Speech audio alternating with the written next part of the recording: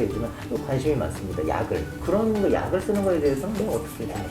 해외에서 직구된 약물이 제대로 들어온다고 하면은 성능 차이는 없을 거라고 생각을 해요. 근데 배송의 문제, 보관의 문제, 변질될 가능성, 유통기한이 지난 것들을 박스가리를 할 수도 있는 거고, 결국은 똑같은 회사의 제품이라고 하지만 변질될 가능성을 일단 첫 번째 저는 문제라고 생각을 하고요. 두 번째는 이제 위조 제품을 만들 수도 있겠죠. 외국에서 어떻게든 똑같이 인쇄해서 그걸 배송하기 시작하면 처음에는 진짜 제품을 보내주다가 반품도 안 되고 누가 책임질 사람도 없을 때는 가짜 모조품을 만들 수도 있는 문제, 효과 효능을 떠나서 약품이 변질되거나 어떤 문제가 생겼을 때 이 약물에 대해서 책임질 소재, 그 돈이 그렇게 제가 볼 때는 한 뭐 정말 싸야 20-30% 정도 차이가 날 것 같고, 비용 때문이라면 국내 제약사의 카피약들을 선택하는 게 좋고요. 프로페시아는 가격을 내리진 않았지만 마보다트에서 가격을 많이 내렸기 때문에 제가 볼 때는 그렇게까지 할 이유는 전혀 없을 것 같습니다. 조합약을 쓰시는 분들이 있는데 그런 조합약을 쓰시는 거에 대해서 원장님 의견은 어떠세요?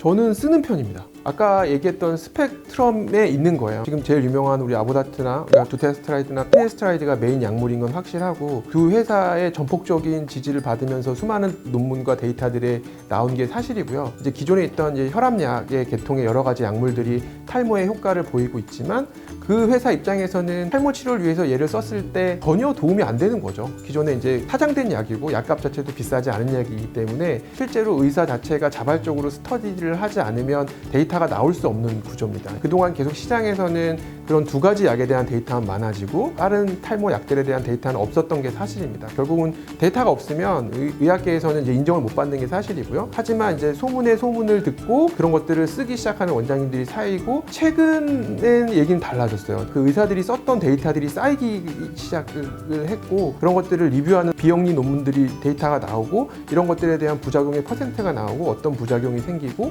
이것의 효과는 얼마인지에 대한 리뷰 아티클들이 2021년에도 나왔고요. JAD라는 피부과 가장 큰 저널에도 실렸고, 결국은 이게 이제 저는 이런 치료 자체가 주류로 들어온다고 생각을 하고 있어요. 실제로 제가 써보면 조합약을 썼을 때 그런 단일 약제에 반응하지 않았던 분들이 반응하는 경우도 있고, 끊었을 때 바로 빠지는 것도 아니고 부스터의 역할은 충분하다라고 생각을 합니다. 물론 무분별하게 써서는 안 되고 1차 약제에 반응하지 않는 분들을 썼을 때 충분히 효과를 볼 수 있고, 어떤 약을 쓸 때는 이것에 대한 부작용과 경험이 있으면 의사는 쓸 수 있다고 생각을 하거든요. 이제 그런 것들이 데이터가 이제는 나왔기 때문에 주저 없이 써도 되지 않을까라고 생각을 하고, 탈모약은 꾸준히 이제 사실은 먹어야 되잖아요. 조합약은 어떨까요? 제 생각에는 꾸준히 쭉 가기보다는 초기에 부스터 효과는 충분히 있다라고 생각을 하고, 기존의 그런 메인 약제 자체가 탈모를 유지하는 효과는 있거든요. 그래서 일정 기간 동안 보관해서 환자분이 만족할 정도의 충분한 효과가 난다 그러면 천천히 줄이면서 끊어보고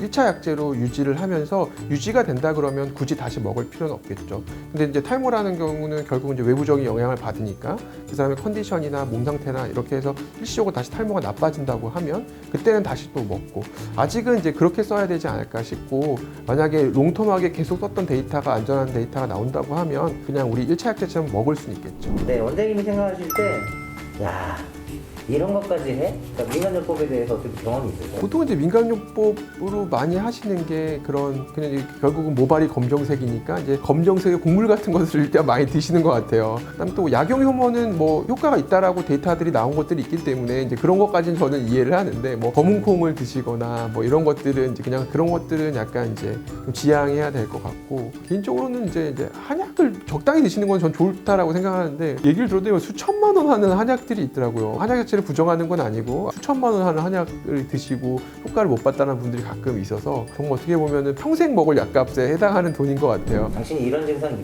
때 주저하지 말고 일단 오시라. 와야 된다고 할 때 본인이 느끼는 가장 첫 번째 증상은, 저는 항상 뒷머리를 만져보라고 하거든요. 자기 뒷머리를 만졌을 때 머리 굵기가 보통은 자기의 제일 건강한 머리의 굵기, 거기가 제일 튼튼한 머리카락입니다. 내가 머리를 감거나 머리를 빠질 때 굵은 머리카락이 빠지는 거는 전혀 문제가 되지 않아요. 수명을 다 하고 빠진 거기 때문에 일시적으로 뭐 굵은 머리카락들이 막 빠지는 뭐 휴지기 탈모 같은 것도 있으니까요. 근데 자라야 될 머리카락이 자라지 못하고 빠지는 머리카락들이 보이기 시작을 하면 빨리 병원에 오셔서 머리카락의 수명이 주는 이유에 대해서 찾아보셔야 될 것 같아요. 저분은 탈모인 줄 알고 왔는데도 탈모가 아닌 경우도 좀 있나요? 특히 요즘은 학생들이 그런 경우가 되게 많은 것 같아요. 10대 남학생 후반이나 20대 친구들이 의외로 이제 머리카락이 되게 관심이 많아졌어요. 유튜브를 봐서 그런지 모르겠는데 때문에 실제로 내가 빠지는 머리카락이 그렇게 얇지 않고 친구들과 비교해서 내 숱이 그렇게 작지 않으면 실제 탈모가 아니기 때문에 탈모는 보통 아시는 것처럼 정말 빨라야 20대 중반 보통은 이제 30대 넘어가서 시작하는 경우가 많습니다. 헤어셀 네. 자기장 치료를 해보시니까 어떠신지, 환자들의 반응이라든지 효과는 어떠신지요? 일단은 헤어셀 치료 자체는 통증이 없어요. 통증이 없고 일상생활 지장이 없고 근데 대부분의 이제 우리가 탈모 치료를 해보면 아프죠. 뭐 찌르고 뭐 이렇게 주입하고 이런 치료들이 메인이었기 때문에 이거를 하다가 떨어져 나가시는 분들이 되게 많아요. 이거 너무 아파서 못하겠다. 헤어셀은 이제 통증 없이 이제 자기장을 통해서 모발의 성장을 유도하고 성장인자를 유도해 줍니다. 그거 자체가 뭐 우리가 단일 치료, 뭐 약물 치료 이런 것보다 뛰어나다는 건 아니지만 우리가 모발 치료를 할 때 부스터 역할을 충분히 할 수 있는 치료죠. 또 이것을 꾸준히 받았을 때 눈에 보이는 효과가 분명히 있기 때문에 통증을 원하지 않는 환자분들한테는 되게 좋은 선택지인 것 같고요. 무조건 아픈 게 좋은 건 아니다. 헤어셀을 통해서 배웠습니다.